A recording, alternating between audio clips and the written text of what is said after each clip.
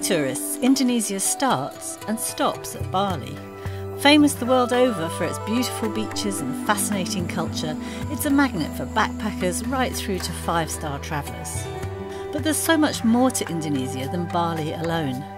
Made up of over 17,000 islands, of which only 8,000 are inhabited, it runs for 5,000 kilometres along the length of the equator. On this trip, I joined a group of journalists, including fellow travel guru Amanda Statham, to explore two of Indonesia's less visited but most interesting areas. The famous Komodo National Park in Kalimantan, or Indonesian Borneo, where you can expect sightings of one of the world's most loved and sadly endangered species. Getting around Indonesia involves internal flights. From Jakarta, we took a 1-hour flight to Pangkalan Bun, gateway to the Tanjung Puting National Park. After an overnight stay, it was an early morning start to travel up Crocodile River into the park.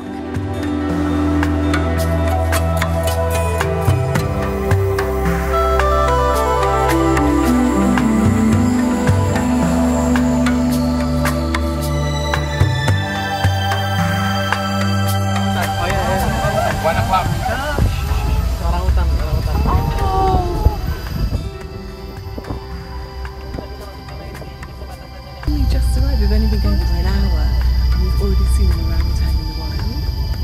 Really close. The only way to access the national park is by riverboat. They call them klotoks locally, and they're like houseboats. You can do it in a day, as we're doing, or you can opt to stay overnight on the boats and have a 2-3 day packaged experience. They range from very basic to pretty luxurious really, but ultimately it is a jungle experience. There's a cold shower, there is a toilet, but it's all about the experience, especially at night when all the boats have stopped and you get to see the stars come out and hear the jungle noises. As well as spotting wildlife from the boat, there's also the chance to trek into the jungle to the rehabilitation centre feeding stations.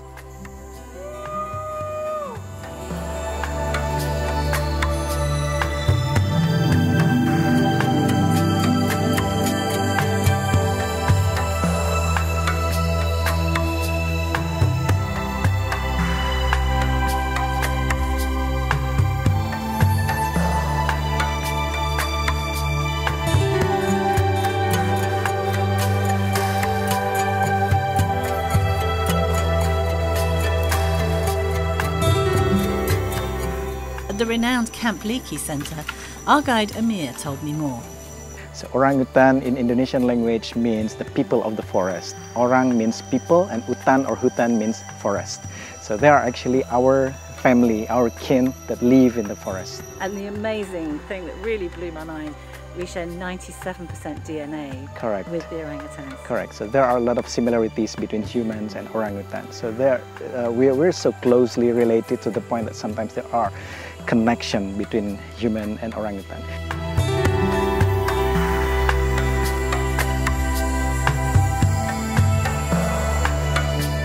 We've just been so lucky today. I mean, the thing is, there's no guarantees in nature. You don't know that you're going to get that close to orangutans. And I think it's hard to know what to expect from them, isn't it? Yeah. They'd wait till within an hour we'd seen an orangutan, which I think is very lucky. Yes.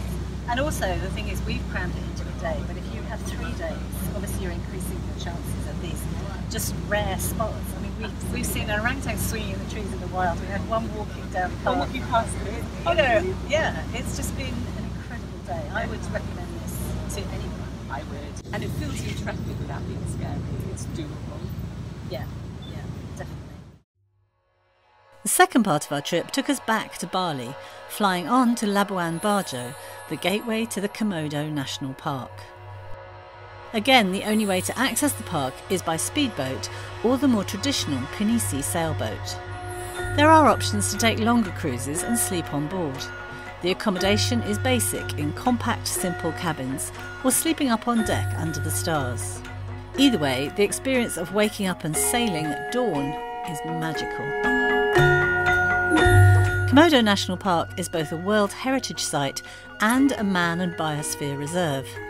It includes many small islands, but the main three are Komodo, Rincha, and our first stop, Padar Island, where a steep hike reaps rewards. How is that, Amanda? Hot.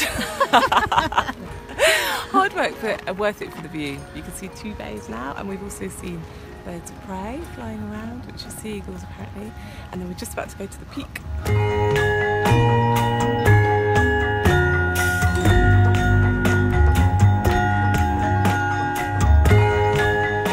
The further you sail into the park, the more dramatic the scenery. But the highlight of all cruises is a visit to Komodo Island itself, and the chance to track down the infamous Komodo dragons. Accompanied by a guide and with a ranger both ahead and behind the group for safety, there's a choice of trails on the island. The dragons could quite literally be anywhere, but there are certain spots the rangers know they're likely to gather. So we've walked about 10 minutes into the park. I found these two by the watering hole, and they're barely moving, but they're still dangerous. There are estimated to be over 1,300 dragons on Komodo, but it is a big island, so out on the hike, all eyes are peeled.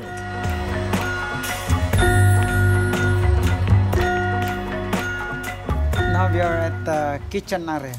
So they don't feed the No, dragons? we don't feed them. They come here because they getting smell food from kitchen. Sometimes they do scavengers. So if you don't see them out on the walk, you're guaranteed to see them here? We cannot say guarantee, but mostly we can see them here.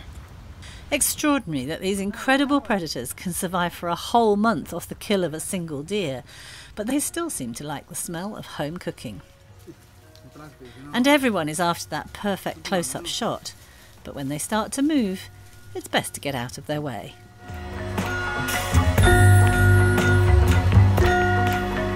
Beyond the dragons, you could spend days exploring the other islands, the stunning pink sand bays and the fabulous snorkelling and diving in these protected waters.